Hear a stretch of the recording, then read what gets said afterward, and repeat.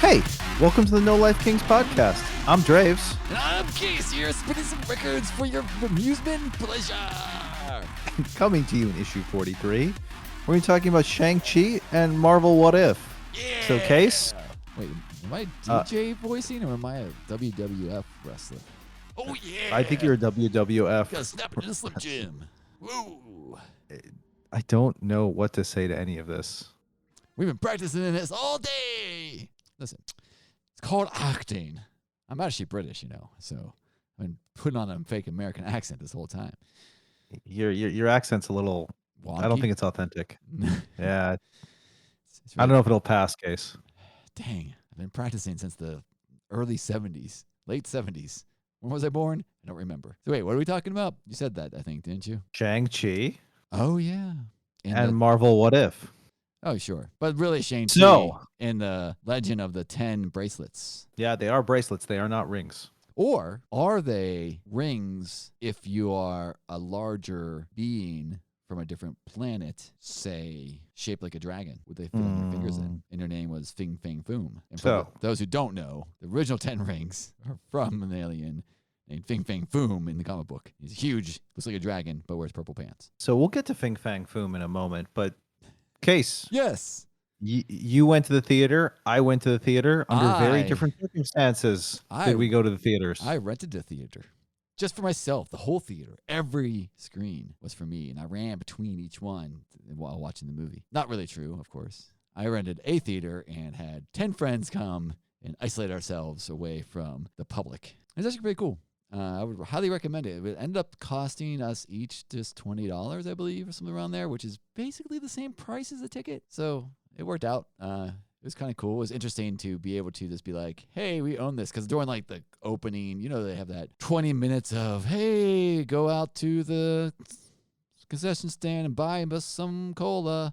Advertisements, like we all just like kind of talked loudly over it all and didn't care if we bothered anyone. So it was kind of a fun little thing. I'm planning of maybe doing it again when Dune comes out. If you're interested this time, Draves. Draves is too busy gallivanting around the world. I was on vacation. That is correct.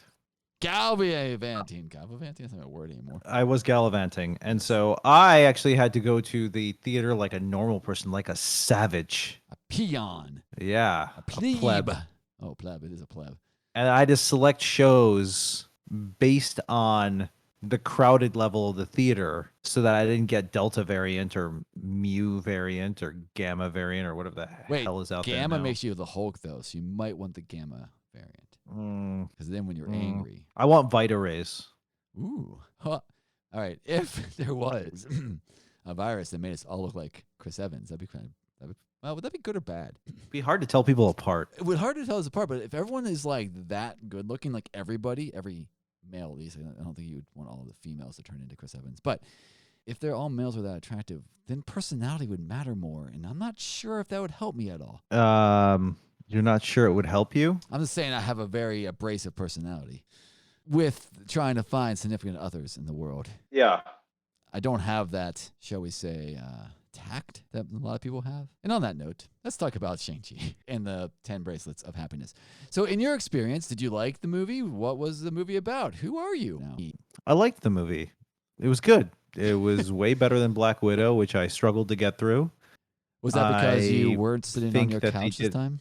No, I don't think so. Okay. Couldn't pause the movie? Couldn't walk away? I'm just bringing this up because of our whole debate about streaming versus theaters. Look, I agree that it is a more focused viewing experience in a theater. You are, essentially a genius. The world is shut out. Brilliant. And you're watching this movie, and it is more relaxing to watch a movie in the theater. I will concede that.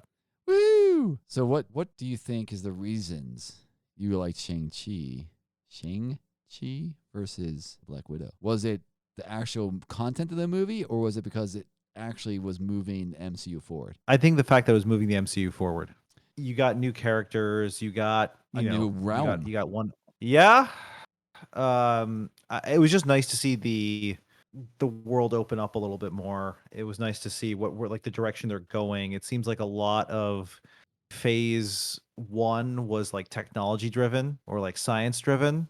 And it seems like now as we get into phase 4, it's far more like mystical driven. Yeah, so because we have out of that Y- Shang-Chi and Black Widow are only two Phase 4s out, but so far. But if you look at the TV shows, also you have WandaVision, right, which is very mystic. You even have well, I guess Winter Soldier, not really, but Falcon and Winter Soldier. What was the other one that came out? well, look at who the Avengers would be now. It would be Doctor Strange, Shang-Chi, Wanda, Right, Vision, perhaps. uh, Well, you'd probably. still have Falcon, and you'd still have no, sorry, Captain America, and you still have probably Winter Soldier. But you still need to have the non mystical people, right? You still might have the American Patriot guy, War Machine, right? He's still around. He has his own TV show coming out. But right now, I agree with you. It's more led as a mystical like the current stars are from a mystical background and origin. Perhaps, depending on where the 10 bracelets came from. Yeah, we'll get to that. So if we just think about the basic outline of the movie, you have Hero. Sean, Yes. Simu Lee. and Sean is the son of a very Old. powerful Old. warlord, Old. an old warlord, and a another kind of like, I don't know, magical infused being. And he's living a life in San Francisco. And it was fun to see San Francisco. So I'll hold back for a And bit here. Sean sure, Sean isn't has no mystical powers. He's just a well trained martial artist. And in the beginning of the movie, you don't even know that technically. I mean, you know that from the trailers. His dad has mystic powers from the Ten Rings. So it's not like either one of them are born from.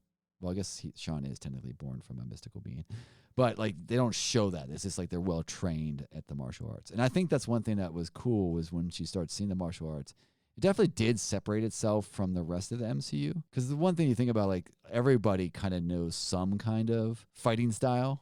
Like even Iron Man, when he wasn't in his suit, had some fighting skills. But at least they made it so you could tell that these people were better at the martial arts than brute force Captain America type fighting style. I'm sorry, were you going somewhere with that?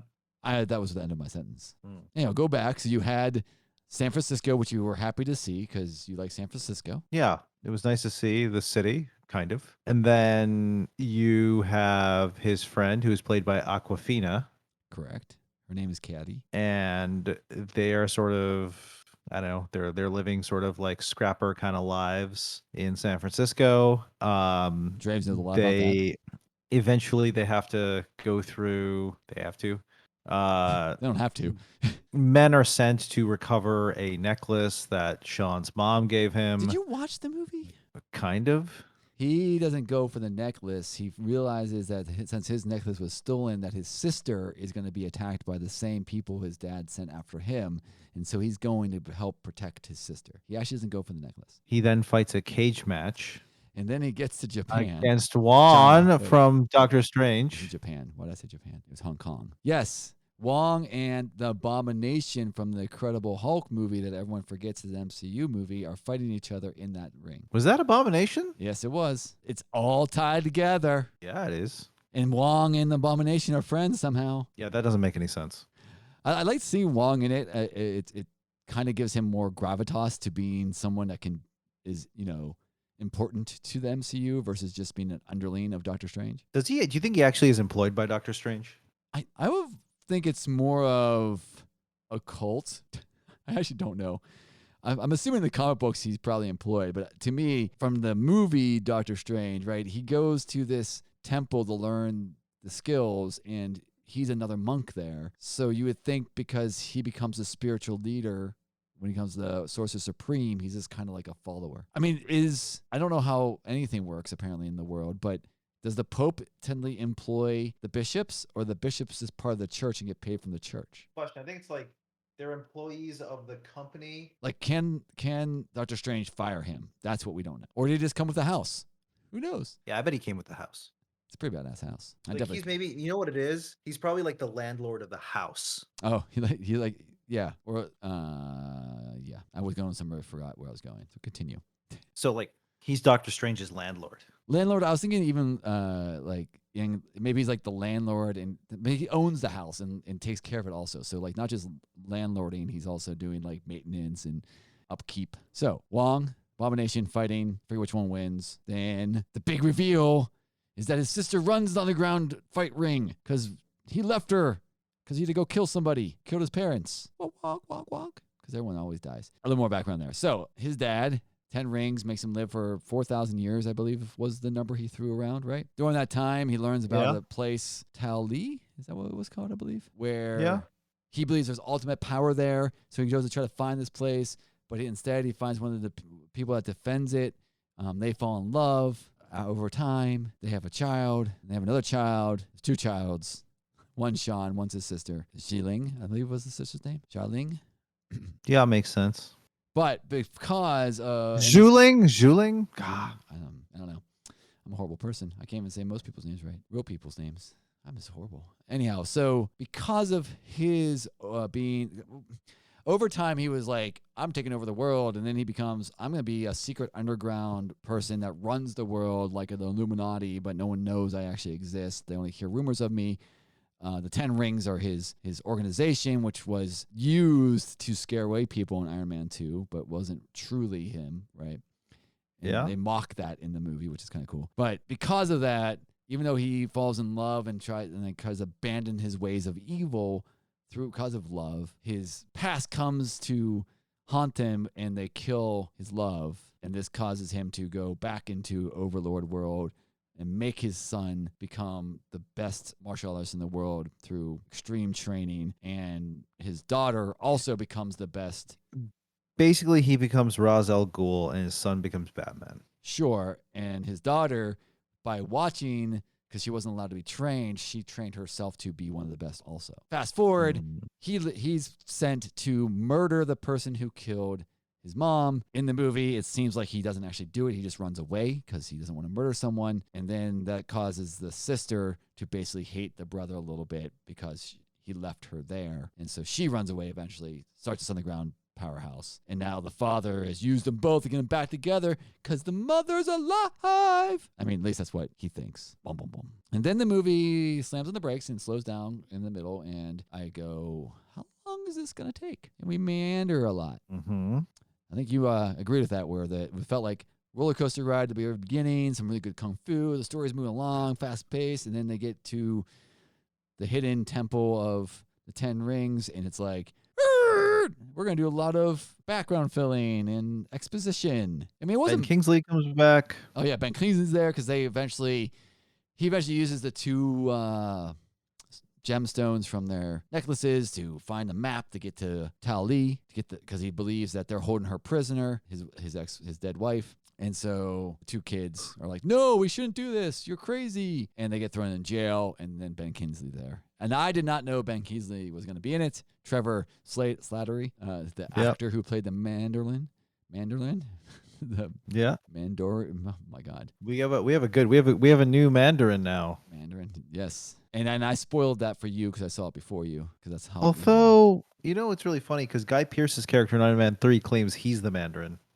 Yeah, there is some weirdness there. But remember, Zhu Wenwu, I believe was the name of the father. He basically said, I allowed them to make those lies because it helped me hide better, right? He was basically like, they're not me. And they were just funny trying to pretend to be me. It wasn't hurting under his power. So he didn't mind if someone stole his name. They used the 10 Ring name to cause fear, but they weren't the true ones. Anyhow, so he's going to find this trail. They meet Trevor. They have this scene with the animal that can't have a face for some reason. And it's a face. Yeah, it's a faceless dog. Yes, exactly. It's a toy to be purchased in when you're exiting the theater for all the kids in the world. Wait, was it? No, it wasn't actually there to buy. I'm just making a joke that Disney tends to try to create some new cute thing to be in movies, in their shows, right? So that everyone will race out and buy, say a Baby Yoda, for example, as I turn my head and look at a Baby Yoda on the shelf, or a BB-8, or Trevor's dog, whose name I have no idea what it is. Anyhow, so they get there, they get to Tali, they meet the protectors of Tali. His name was Morris. I had to look it up. Morris, that's right. They use Morris to get there, and they go to Tali. Tali is like in a different dimension. They have mystical creatures, at least what we would assume are mystical creatures, like, what seems to be griffin-like things and big lion Like I would say there's probably a term for them, but those protectors of houses, lions that are carved out and that you would see in like a Chinatown, the little lion dogs, but they're real and they're big, so like the like very mystical animals. And so the question there is it a different dimension? Is it a different is it a different multiverse? Like, is it the same universe, but a different, I don't know. Anywho, they learn there about their family, and of course, Aquafina's character has to learn to use a bow because her purpose of being the comedy relief is now at an end, so she needs to do something. So they allow her to learn the bow. And then they all learn that basically there's an evil presence behind this door that's the one actually talking to their father and pretending to be their mother so that he'll free this evil spirit whose name, not spirit's a monster, but I don't remember. Do they have a name for it? Do you recall? It was just called the Dark One. Oh, is that what they said was the Dark One? I should probably look that up and see what the deal is, if it's from the comics at all. But anyhow, so fast forward. Hey, fight scene. Yay. They fight each other. Father versus son. Sean takes the rings from the dad and makes them not be rings, but things that float around his body and glow a different color. And big monster gets freed and steals people's souls. That's what it does. It eats people's souls. And then the other thing I didn't know existed, a dragon comes, which I guess is the guardian and friends with Sean because of his mother. I don't know why the dragon was friendly. Anyhow, so they fight. Big CGI monster battle. Definitely could have been better than King Kong versus Godzilla, I would say. And they win. Woo!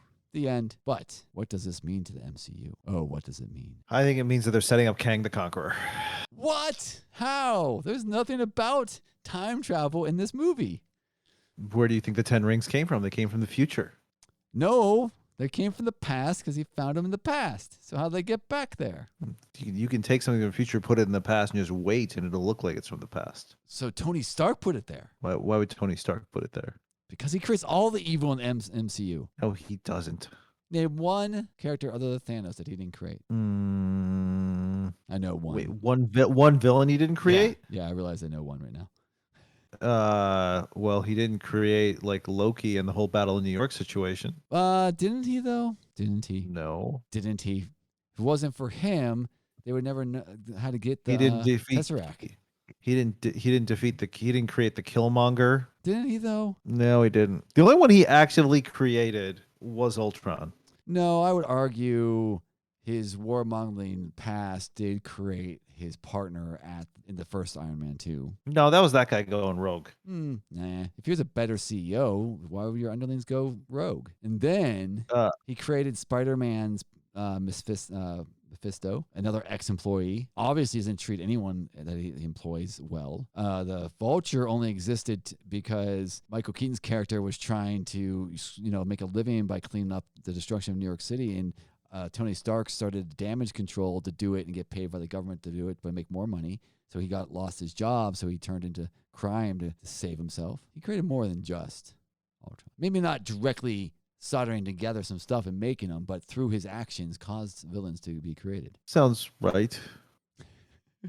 Anyhow, but why would Kang send the 10 rings in the past anyhow? He left him there. Like he lost his keys. I agree with you. I still think Kang the Conqueror is going to be the big evil in the new phases. I just don't think this movie put anything forth to make that true. Well, you know how it is.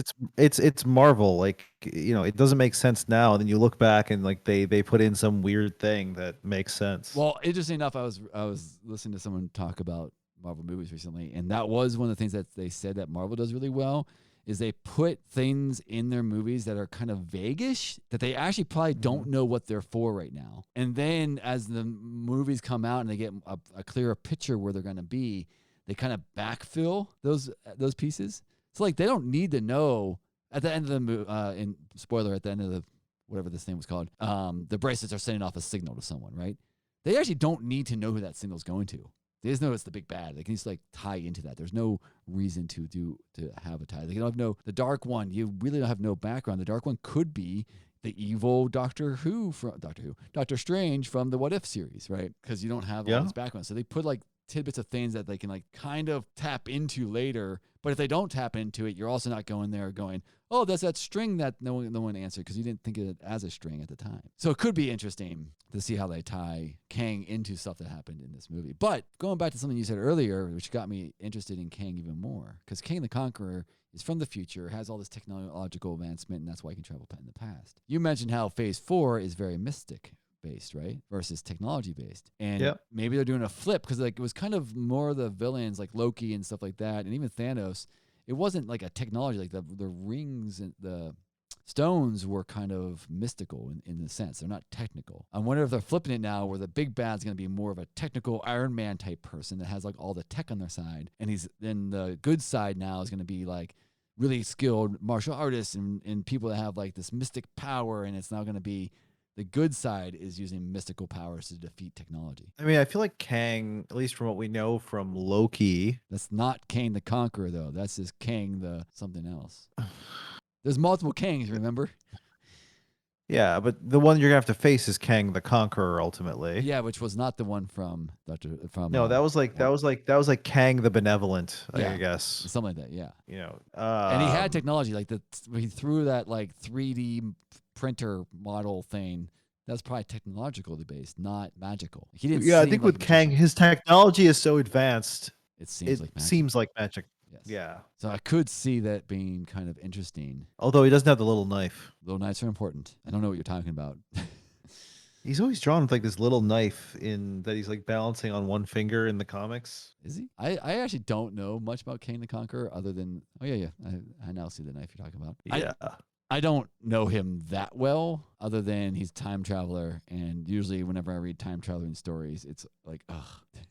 So I really hope MCU does it well. I just don't think this movie signed him into existence. Maybe the thread of the 10 rings being something of his could be that, right? Like you're saying, because it could be traveled past, and he traveled in the past, and because technically he's King Tut in one of the comics.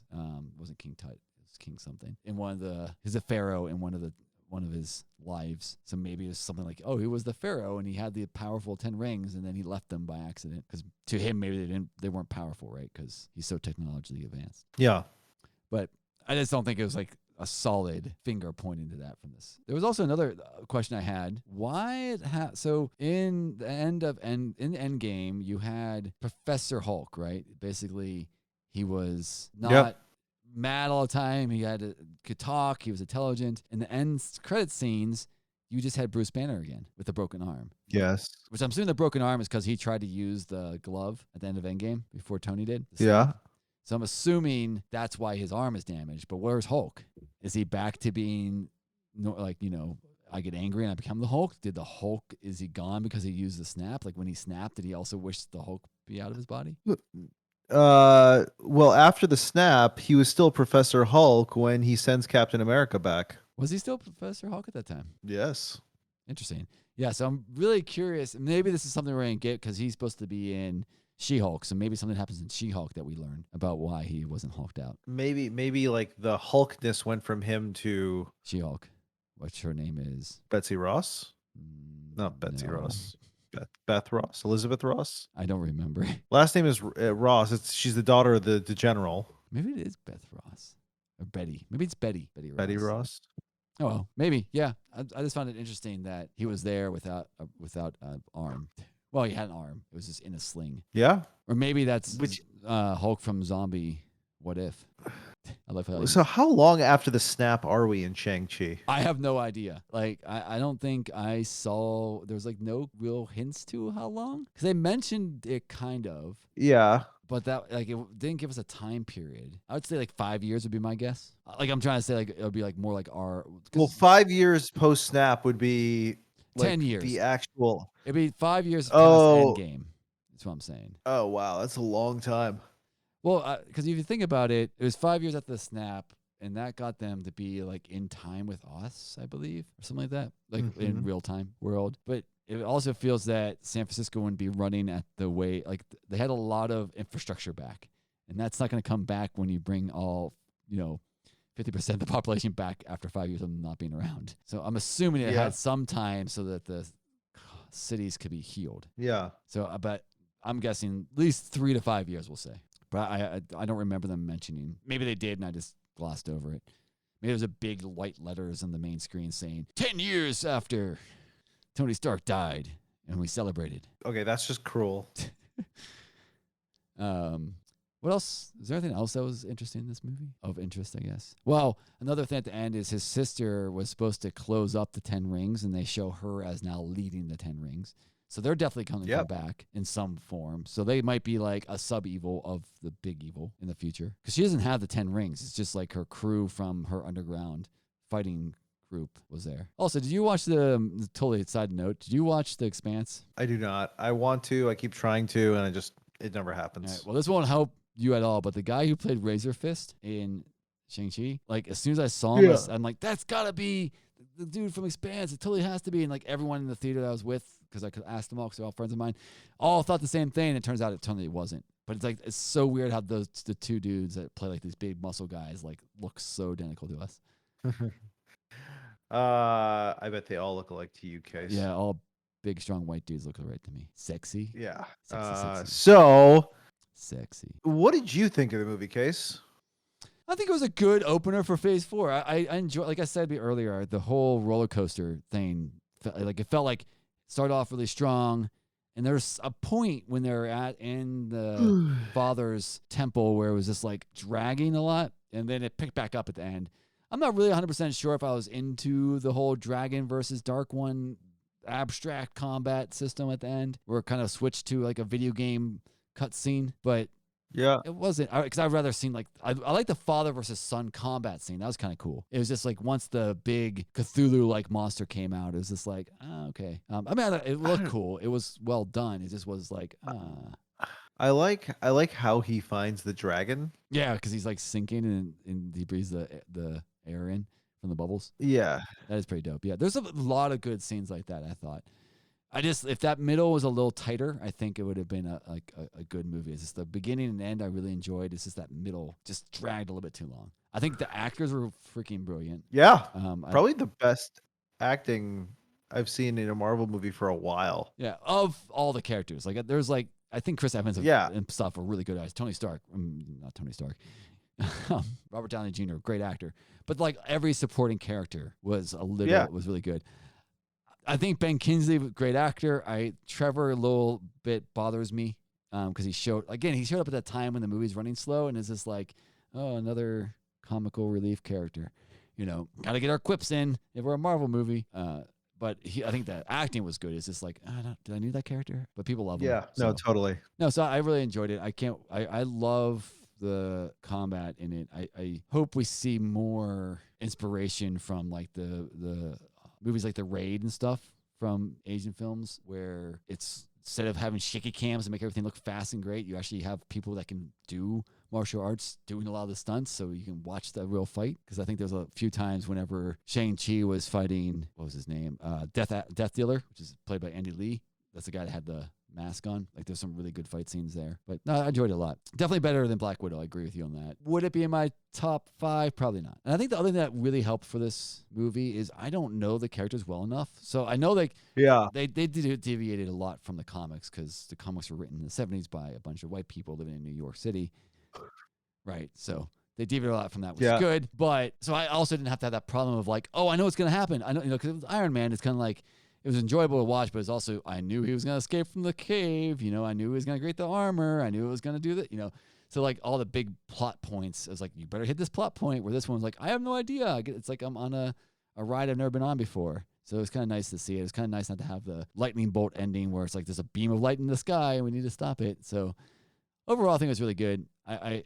It gets me excited from the next phases, and I got to see something in the theater, which is dope. So I'm going to tie this all up in a bow now before you fall asleep. You liked San Francisco. Movie. Oh, go ahead. No, I think it's a good movie. I would have no problem watching it again. I think, yeah, it's not top 5. I mean, if you're thinking about top 5, it's like Captain America, Winter Soldier, Right. you know, Iron Man's gotta be probably up there. like Infinity War, Endgame, Yep. Iron Man 1, and then maybe I don't know what's after that. It gets to a point where it becomes who your favorite characters are, because I think Captain America: Winter Soldier. I think Civil War was pretty good. Endgame, Infinity War, Iron Man 1. I personally liked the first Avenger, but again, I really like Captain America, so I know why people don't like the first Avenger. Well, there's Guardians of the Galaxies 1 and 2. I like 1 was really good, right? You got other movies that I don't remember anymore. Doctor Strange, probably not. I mean, it'll probably be up in my top 10. Now, I might have to rewatch some of the old movies to make sure that's true, and I just don't remember them because this is fresh, right? Not only is this fresh, it's the first movie I saw in a theater for a year and a half, so it's got a lot of benefits. So maybe on a second watching, I'd be like, okay, I'm gonna fast forward through this part. But you liked it. You're happy. Yeah. You left Black Widow going, you left this going, yeah. Yeah, more or less. So, West Coast Avengers, headquartered in San Francisco, started by Hawkeye, who's still alive, and has a trailer out for his new TV show. If you haven't seen it, has the Vision in it, has Iron Man, but Iron Man that was Jim Rhodes, not the Tony Stark Iron Man. So he's still around. And then there's Tigra and Wonder Man. But Tigra could be replaced by Hawkman's protege, Kate Bishop, because she is actually a West Coast Avenger when they brought them back in 2018. So that you have that there. And Wonder Man could be replaced by somebody. I'm not sure who. Oh, like Shang-Chi or somebody. Yeah. Just saying they could be building a West Coast Avengers. What if the Avengers were based on the West Coast? Yes. And that is a segue to the what if to world our next. Yeah. That you don't care about. This is true. All I have to say is I did not like the first one that much. I think they got better. So which ones we've seen so far? We have zombies. We have what if the world is saved by Black Panther because he becomes the Star-Lord and basically solves all of our problems because he's a smart person and knows how to do diplomacy. What if zombies? Wait, what if zombies? What's the fourth one? What's the other one? I can't remember. Oh, Doctor Strange. What if Doctor Strange, when he crashes, had his love with him in the car? She dies and he goes crazy and basically tries to eat all the souls of all the Sorcerer Supremes and all the dimensions, become super powerful to save her and basically destroy the universe. The first one I was like, oh, this is cute, right? It was very. I think me and you talked about this once before. It basically took the first Avenger and condensed all the story beats into a 25-minute frame period with a different main character. Since then, they've at least been going, like, the zombie story wasn't something you really never saw before. The Doctor Strange one had, like, a lot of different, it wasn't following the beats of a movie. So I think they've gotten better over time. Yeah. But they're kind of like eating a piece of candy. I'm not, like, waking up going, like, oh, yeah, new What Ifs out today. It's more like, oh, I have some free time. I'll pop this in for. Yeah, it's no Ted Lasso. I can't watch Ted Lasso because I don't have any Apple products. Yeah, well, we're not here to talk about Ted Lasso, despite the fact that I want to, and you haven't seen it. But the one thing I want to say about the What if they make the thing, I was talking to Dre's about this before. What if the evil version of Doctor Strange is what causes the multiverse, and Doctor Strange's multiverse of madness, and he's the one that helps Spider-Man in Spider-Man movie because he doesn't care about this world. He just cares about saving his loved one. So maybe when Spider-Man comes up and says, can you erase everybody's mind? He's like, yeah, sure, why not? And then the big bad turns out that the Doctor Strange have to fight each other from different universes. Then what if could be more interesting. The end. Beep. So if you would like to discuss these topics, you can email us at podcast@nolifekings.com. You can Insta us at NoLifeKings, and you can tweet us at NLK_podcast. Oh, yeah. We can just end there. Cheers. Cheers.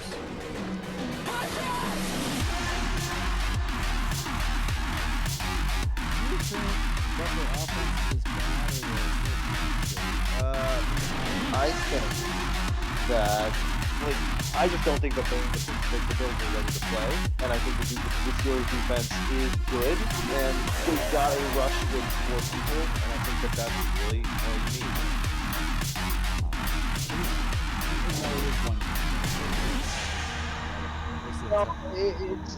It's really not one game though. I mean, you can make the argument that they don't get the pick 6 in that regular season game last year, and that game is much tighter. No, I agree with that. I think what I meant by it's one game is I'm not going to expose the Buffalo's offense. Oh, here's a good defense. sucks. Yeah.